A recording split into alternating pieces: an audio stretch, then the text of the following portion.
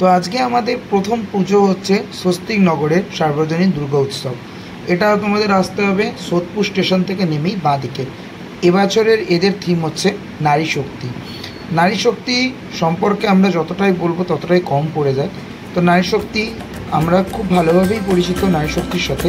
তো এই নারী শক্তিকে এরা আজকে একটা মণ্ডপের মাঝখানে তুলে ধরেছে। চলো তোমাদের ভেতরে ঢুকে একটা একটা করে দেখো। দেখতে পাচ্ছ বাঁদিকে বিভিন্ন রকম নারী শক্তির উদাহরণ দেওয়া রয়েছে, যে নারী সমাজের কোন জায়গায় এবং কোন স্তরে বিলং করছে, এবং ভেতরে একটা ত্রিশূলের মধ্যে মা এবং মা দুর্গার একটা চোখ এরা তুলে ধরেছে। এইভাবেই গোটা প্যান্ডেলটা এদের সাজানো রয়েছে খুব সূক্ষ্ম থেকে সূক্ষ্মতম কাজের মধ্যে। আশা করি তোমাদের দেখলে ভালো লাগবে। আর আমি প্রত্যেকটা জায়গা প্রত্যেকটা এদের কাজ তুলে ধরাচ্ছি। এদের হয়তো আরও একটু কিছু কাজ বাকি আছে, কারণ আজকে তৃতীয়া, তাই জন্য আমরা সম্পূর্ণ কাজটা এদের দেখতে পাচ্ছি না। এদের পুজো মণ্ডপ ওপেনিং হয়ে গেলেও বেশ কিছু কাজ বাকি থাকার জন্য আমি তোমাদের পুরোটা দেখাতে পারছি না। বাট আজকে যতটা হয়েছে, যতটা এদের কাজ হয়েছে, ততটা কাজ কিন্তু আমি তোমাদেরকে তুলে ধরাবো। তো চলো এই প্যান্ডেলটা আমরা পুরোটা দেখে নিই।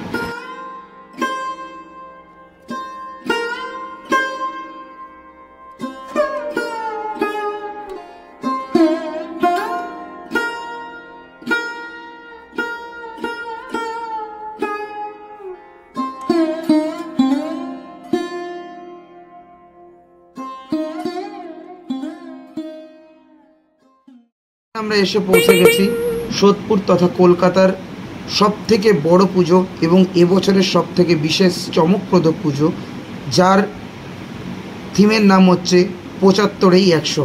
এই কথাটার মানে হচ্ছে শহীদ কলোনি এই পুজো মণ্ডপ ৭৫ বছর পূর্তি, এবং এদের যে দুর্গা মণ্ডপ রয়েছে সেটা ১০০ ফুটেরও বেশি, যেটা কলকাতার আর কোনো জায়গায় তোমরা দেখতে পাবে না, এবং কলকাতায় এর আগেও কখনো তৈরি হয়নি।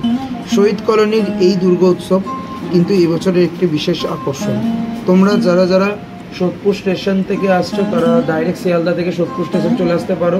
যারা আমার মতো বাইক নিয়ে আসছো তারা কিন্তু ডানলপ ব্রিজ থেকে বাঁদিক নিয়েও সোদপুর চলে আসতে পারো। আর এদের যে আলোকসজ্জা আছে সেটা আমি তোমাদের সামনে তুলে ধরলাম, এবং এরপরে আমি তোমাদের ভেতরে গিয়ে মায়ের মূর্তি, মায়ের মন্দির সব কিছুই পরিদর্শন করে দেখাবো, এবং তোমরাও আমার সাথে এই ভিডিও।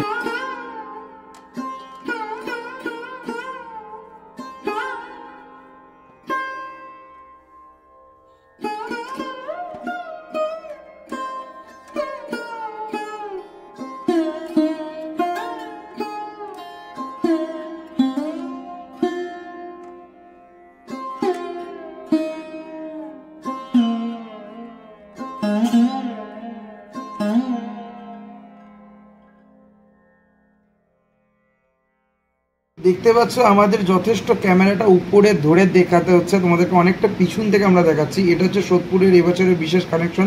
তৃতীয়া থেকেই কিন্তু লোকের জমজমাটি ভিড় এবং বিভিন্ন রকম অনুষ্ঠান চলছে। তোমাদেরকে আমি ২-৩ বার ভালো করে দেখিয়ে দিচ্ছি যে এটা কীরকমভাবে করেছে। তোমরা যারা যাচ্ছ তারা ডেফিনেটলি আসতে পারো, আর তারা ডেফিনেটলি এই মণ্ডপটা ভিজিট করবেই, তোমাদের প্রচণ্ড ভালো লাগবে।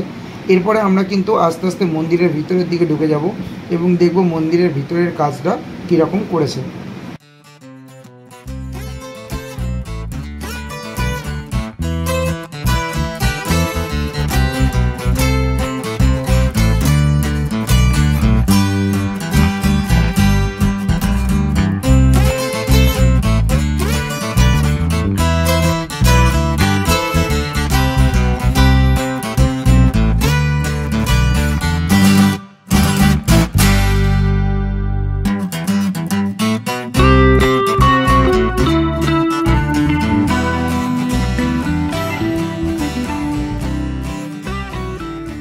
তো এরপরে কিন্তু আমরা চলে এলাম আরও একটি পুজো মণ্ডপে, যেখানে করেছে থাইল্যান্ডের একটি বিশেষ মন্দির, যেটা তোমার ড্রাগন মন্দিরও বলতে পারো।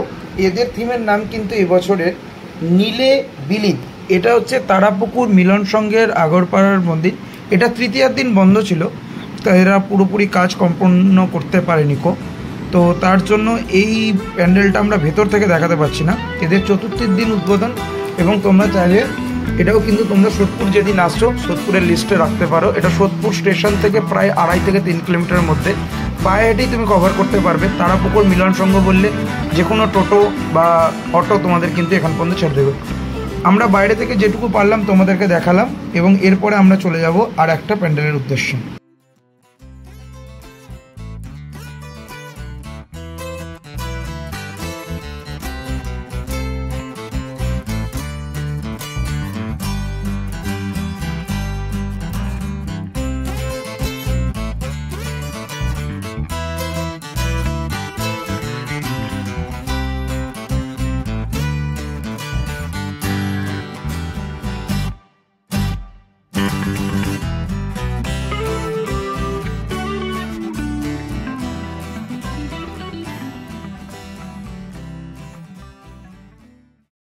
আমাদের লিস্টে 4র্থ নম্বরে রয়েছে বেলগড়িয়া পথের সাথী এই পুজো মণ্ডপটি। এই পুজো মণ্ডপটিও কিন্তু খুব একটা সুন্দর আমাদের কাছে মেসেজ দিয়ে গেছে যে আমাদের পথে চলার সময় রিক্সা, সাইকেল, টোটো, অটো, ভ্যান এবং আগেকার দিনের যে সমস্ত যান পরিবহন ছিল সেইগুলো আমাদের কীভাবে আমাদের সাথে গড়ে উঠেছে একটা শহরতলিতে এবং শহরের মধ্যে।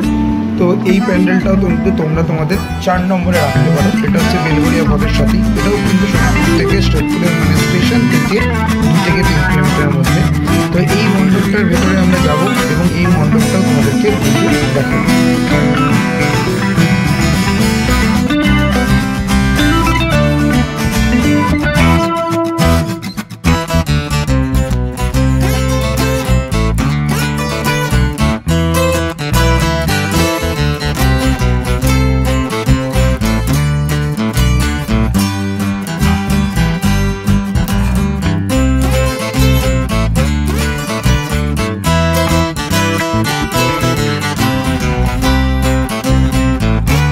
ভিডিওটা বড় করলাম, 4টে প্যান্ডেল রইল এই ব্লগের মধ্যে এবং পরবর্তী ভিডিও আসছে খুব তাড়াতাড়ি। আমি তোমাদেরকে বলবো তোমরা এইভাবে সাপোর্ট করে যাও আর পেজটাকে কাইন্ডলি লাইক, ফলো এবং সাবস্ক্রাইব করে দাও। Love you all, love you guys.